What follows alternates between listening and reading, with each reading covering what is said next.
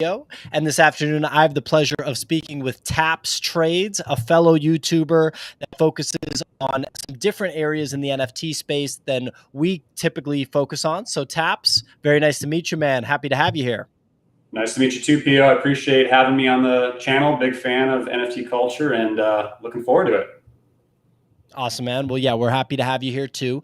So I'll let you kind of introduce yourself. Want to talk a little bit about your YouTube channel and the space within the like NFTs that you kind of focus on the most?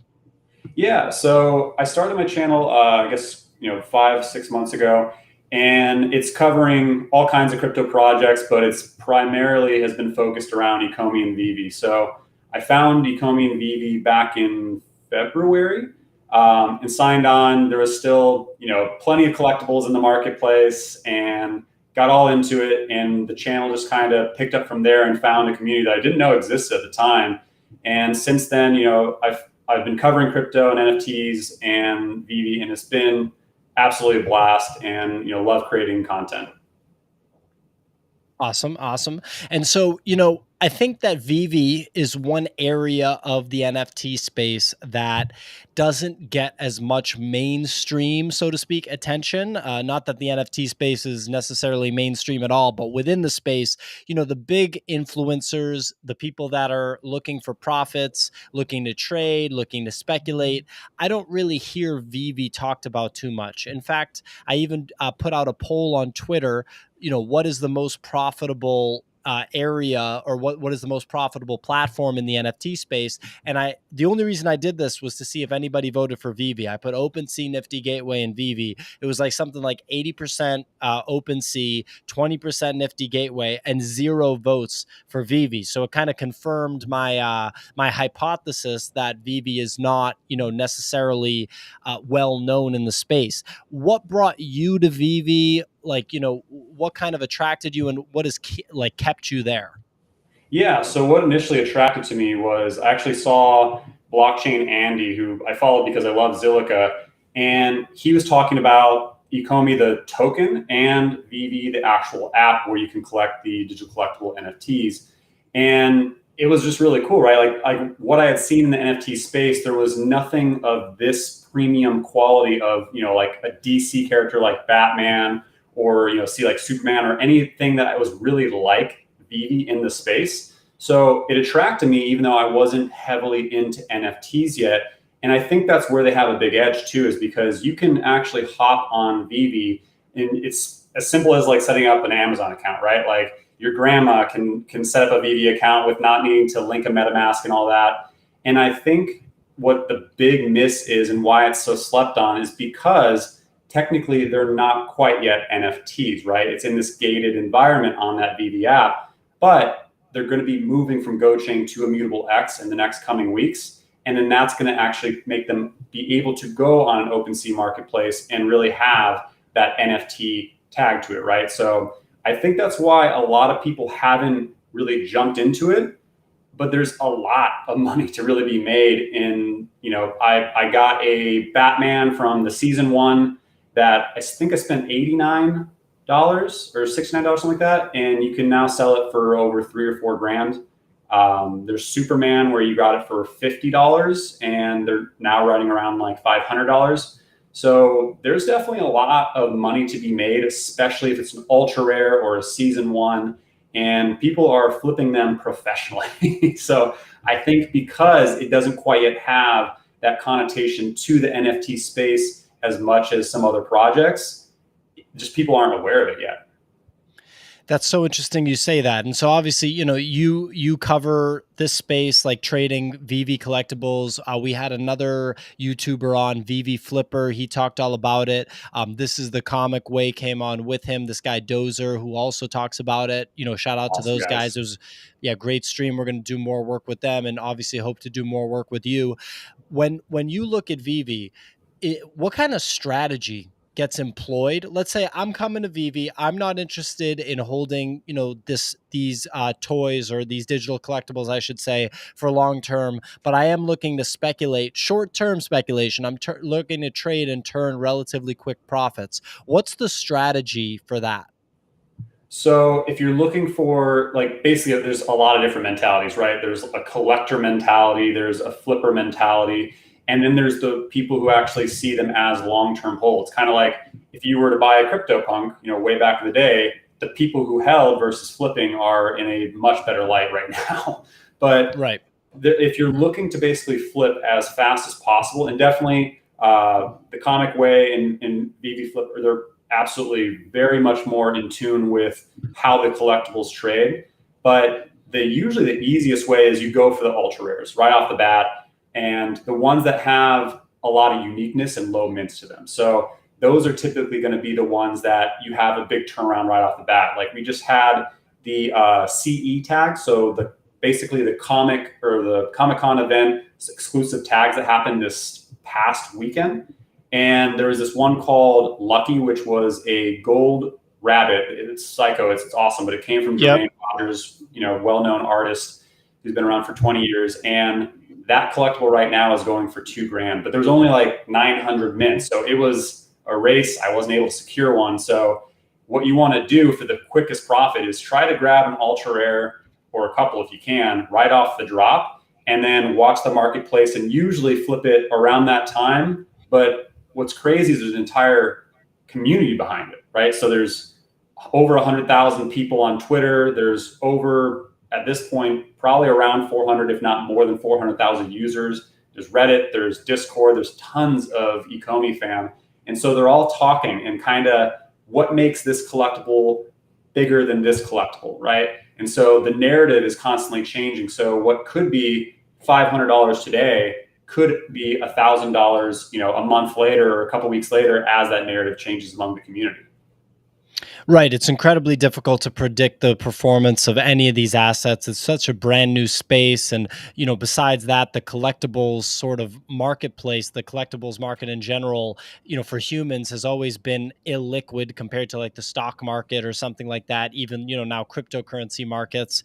And, at the end of the day, it's just so hard to speculate on what will do well. I think that's what attracts people to flipping in these spaces because narratives, get spun and a piece can shoot up in value within moments and then come crashing down just as quick. So from gathering, I've never bought anything on Veve. I'm very interested in starting to. My understanding is you get on, you buy gems, right? The currency on Veve, exchange fiat money for gems. At this point, you can't take profits out yet. Is that correct? Correct. So that's the MTL, which is actually going to be coming in the next, hopefully again, week or two. We've been waiting a while for that. So people have been stacking up gems, or they'll flip and then buy more collectibles. So that is coming in the next couple of weeks. And you mentioned kind of like liquidity in stocks. How I look at Veve is it's almost like getting into a private company, right? Like in a Series A or B company before they go public, right? Before the masses can get a hold of it, because you're able to collect what are going to be NFTs before they're NFTs. And they have tons more utility than what you see, and even quality than what you see on a lot of 90% of what's out there in the marketplace. So that's kind of how I view them in their current state. Sure. Okay. Very good analogy. And what is the barrier to me getting an ultra rare every single time and then flipping it for some kind of profit, even if that profit is just like a 20% or a 15% profit? Is it literally just me not being quick enough with my thumb on the phone as the drop happens? Yeah. I mean, so what happens is that everyone's all like they have their phones. It's drops are absolutely crazy. They usually happen every Thursday. And there's usually a common, an uncommon, a rare, and an ultra rare, depending on what the set is. But everyone's usually going for that ultra rare, right? Because they know it's going to turn the biggest profit. And then when it goes live in the marketplace, it's already going to typically be about 5x what its current price is, and then continues to climb depending on the set. So literally there's a countdown. And when that thing hits zero, everyone is mashing their phones. There's all kinds of like little hacks and strategies, but it is literally, well over 100,000 to a couple 100,000 people who are all trying for that one drop, and there might be only 900 or 1,200 or 1,600 mints. So a lot of people lose out, but it is still fun. And if you really want to complete that set and go for what is going to be something called the Master Collector Program, which is coming up.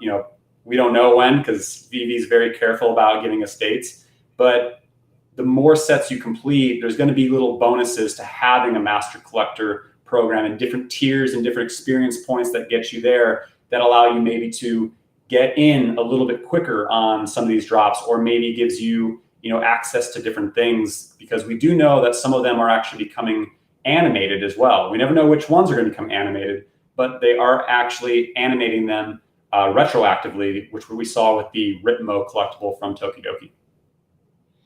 Very interesting stuff. The fact that it's very much so still being built out. There's a number of incredibly important features that aren't available yet, but presumably will be soon. And yet the following is just, oh my goodness, so passionate, like the following that you've built in such a short period of time is very, very impressive. I think it definitely reflects on how hot this space is. We had Tom Billieu on earlier this week. I saw him yesterday putting a ton of tweets out about Veve. And I think that Veve's going to attract a lot of people, because people already collect these toys, these collectibles physically, and whoever owns the licenses is going to have access to those collectors. So are there other platforms besides Veve that have some of these really desirable licenses, like the Batman or DC Comics, any of these brand name, big franchise licenses besides Veve out there? Oh yeah, of course. And what's different about, I guess, like the licensing and the different NFT platforms is, I mean, not different, but anyone can work with a licensor, right? So Marvel has worked with a couple other companies like Quid, which is under Animoca Brands, and there are other digital collecting projects out there like TVK, Terra Virtual Collect. But what separates Veve, I guess, from them is they were selected by Marvel as a partner, not just to use Marvel content. And when you look at these collectibles, again, the premium quality of them is so different from anything else that's out there that they stand out. You can actually zoom in. You have that picture of Ultraman up there. You can actually zoom in. Well, I think you have to have the actual collectible, but you can see the nuts and bolts and inner workings, and it's absolutely incredible. And then when you have the app, you can actually project it into augmented reality. So you see tons of people taking pictures with their kids and getting creative artwork with it. But to answer your question, yes, other projects can work with some of these licensors, and they are, but the leadership that is in charge of Veve Ecomi, which are David Yu, who's been in the business for well over 20 years, and the head of licensing is Al Khan, who is the man who is responsible for bringing Pokemon and Yu-Gi-Oh! And Cabbage Patch Kids all to the US and bringing it to light. So, I mean, the team is stacked in terms of credentials and working within this industry for decades. So if they want a license, they get it. And we all know that they're sitting on some pretty big licenses that they just can't announce yet. Like you've probably heard us all say when Pokemon and plenty of things like that. But sure, it's just a matter of time until we see more. But that's really what, I guess, differentiates them from some of the other companies that can use Marvel or whatever licensor. Yeah, I mean, so I'm sold, right? You sold me. I'm going to start paying much closer attention to Veve. So just for an example, right? Someone that's never bought Veve before, myself, I've never bought anything. Earlier today, there was a drop, right? Not today. So they actually did skip the drop today. They do that occasionally because there's a lot coming, right? They're working on the mutable thing. They're working on the cash out of gems thing. So we don't know, I guess, what the next drop will be, but it will most likely be next Thursday. Okay. So next Thursday, I'm interested in getting involved. I'm going to put $250 of fiat into the Veve system. I'm going to get the equivalent of gems to spend on the Veve collectibles. I'm going to take a look at the drop. If I want to turn a profit, I'm going to target that ultra rare. Well, you can target more than the ultra rare, but I would definitely say your best bet is to target ultra rares and rares for flipping. Yeah, and if you are going to open up a Veve account and get it all set up, let me know. I'll send you like one of my Myrmicornos or something. I'll get you started. Sounds good. I appreciate that. And so let's say I want to be a little bit more conservative. My guess is that a rare will still turn a profit, maybe not as much profit as an ultra rare. But if so many people are targeting the ultra rare, maybe I'll target the rare.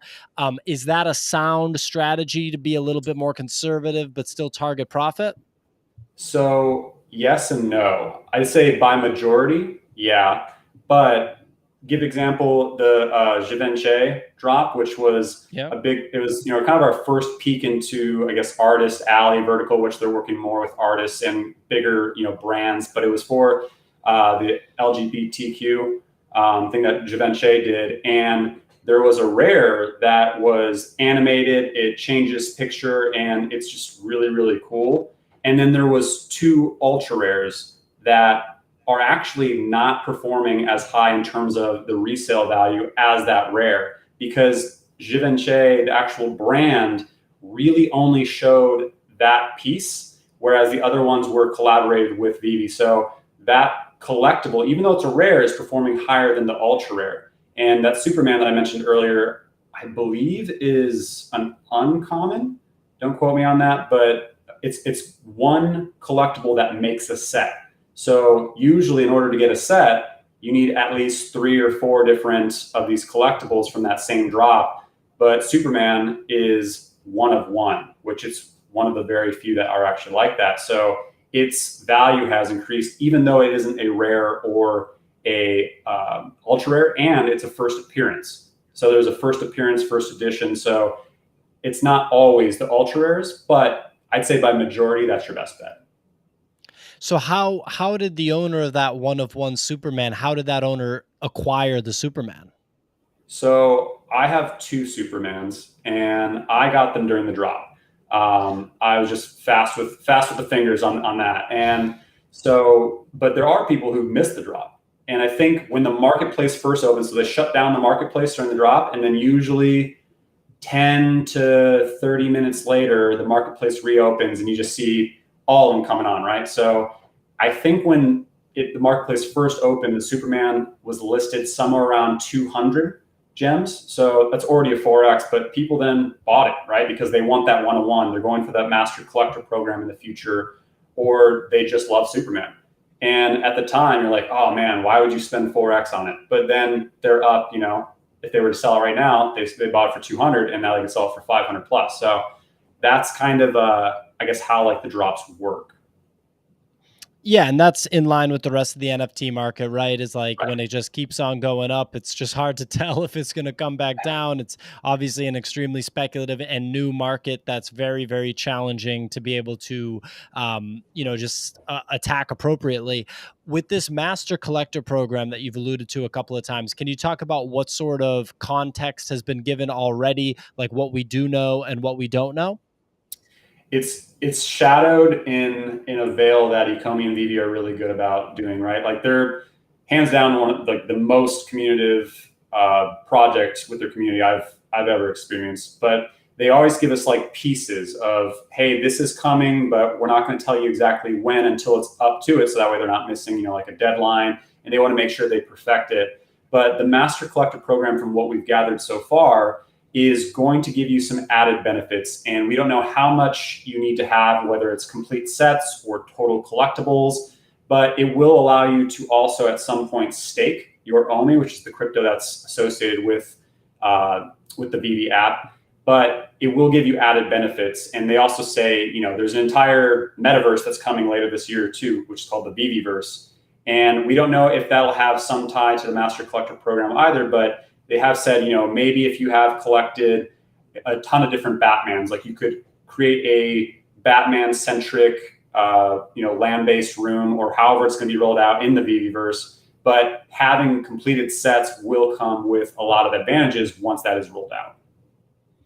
I think that makes sense. Rewarding collectors that hold and that acquire entire collections. That's Mm. awesome. So, keep in mind, I'm a total noob. What is Ecomi and how is that different than Veve? Yeah, so Ecomi or OMI, OMI, is the token that's associated with the app. So like the app drives it all, right? So there would be no, I guess, utility to Ecomi or OMI if there wasn't the app. And basically, when you are buying gems with your credit card or fiat in the store, you can then use them to buy the collectibles, right? When you spend those gems in the store, only the crypto is being burnt. And they started with a massive supply because they knew how big this was going to be and how fast it was going to grow. So they need to make sure they have enough, right? And there have been billions of OMI burnt from people buying gems, or sorry, burning gems as they buy the collectibles. And then there's also a smaller percentage that is burned within the marketplace from peer-to-peers who are buying and trading and selling there as well. Wow. Yeah. I mean, it's a whole thing, huh? And one thing that I know about Veve is that the mint counts are considerably higher than what we see in other NFT projects. What can you say about that? About the number of mints that are associated with each drop, and how that might affect secondary market price action? What can you say about that? So it absolutely affects everything. And that was something that, I've been a collector by nature. I have a lot of different collectibles and cards and everything over the years, but I wish I understood how important the low mints were earlier, because you could list, let's say, a Batman for, let's say $300 or 300 gems, right? And it could be a mint 1,000 of, maybe there was 3,000 that were dropped and they've been sold out. That would go for, probably more in the marketplace than a 2,000 mint. But if there's something that's sub 500 or sub 100, they're typically going to be higher in value. Especially anything that's sub 100 is going to be really high valuable. There's a ton of Veve whales who literally all they do is try to collect the same number. So if they want to get a set of, let's say Superman, well, he's one of one, let's say Batman again, then they would try and get number 77 of all four of that drop. And then what they're trying to do is stack up all of the 77s of a set, or at least low mints. So that way, when we do make that move to immutable, they can back sell, right? So if you want to have all of the lowest mints of this entire set, the value is going to be that much higher. And then there's also mints that have more kind of value to them based on the year, right? So there was a Back to the Future drop where we all got the DeLoreans. And so if the year matches the year that Back to the Future came out, that's most likely going to sell a lot higher. Same thing with Ghostbusters drops that we've seen, and so on and so forth. So there's definitely a lot to pay attention to with how these trade in value, specifically on the mint numbers. Yeah, it seems like it. And, you alluded to earlier the idea that people are making full-time livings by flipping on Veve. And obviously there's channels dedicated to that. Veve Flipper, we mentioned him before. When do you have specific examples? Like, are there well-known whales or well-known traders that have done incredibly well? Could you give any anecdotes there to someone like myself that doesn't know that information? I'd love to hear about someone putting $100 into the platform and walking away with $100,000 or something ridiculous like that, if stories like that exist. So I've seen plenty of people tweet about how they flipped their way up, and people are doing it professionally. I wouldn't say anyone's making a full-time living doing it, because again, you can't cash out, right? But that will be something that's very possible to do, because again, there is so much demand and so much value in these, and people are flipping them professionally. I've seen a lot of stories where someone started with, a few collectibles, and then they flipped their way up, kept accumulating, and now they're sitting on tons of collectibles, right? But there are a couple different people, or like the Veve whales in the space. Like there's one named Ray Fixie. He has tons of collectibles, and basically his goal is to accumulate a ton of a set collectible. He actually did this, I think, with the Superman, and so that way he is controlling a lot of that market, right? So if someone, actually, there's one called Donnie, which is this little horse from Powerpuff Girls. There was, I think, 150 mints, and there's one collector who has roughly like a fourth of the Donnies, and that one collectible, I don't know how much it sold for when it dropped, probably somewhere between $50 or $100. Like, they're actually pretty affordable. But I think the cheapest one you can get now is roughly 36 grand. And so people will kind of work to raise the floor on these things as they control how much is available and how much you can actually sell. So when it comes to being able to flip your way up and actually make this a real-time gig, it's very possible, especially as our user count continues to grow because they're targeting 1 million users by the end of the year. So as it grows and as the metaverse, the Veveverse comes into fruition and we're able to actually do all this in a augmented reality or sorry, virtual reality setting, there will be shops in all kinds of ways that people are actually making money with Veve itself. Very exciting times. And, it sounds like no different than any other, sector of the NFT space. The whales are going to whale, and that's just what's going to happen. They're going to try to accumulate as much of a particular project as they can to control the supply and name their own price if they do want to sell it. So that's, a very familiar sort of scenario.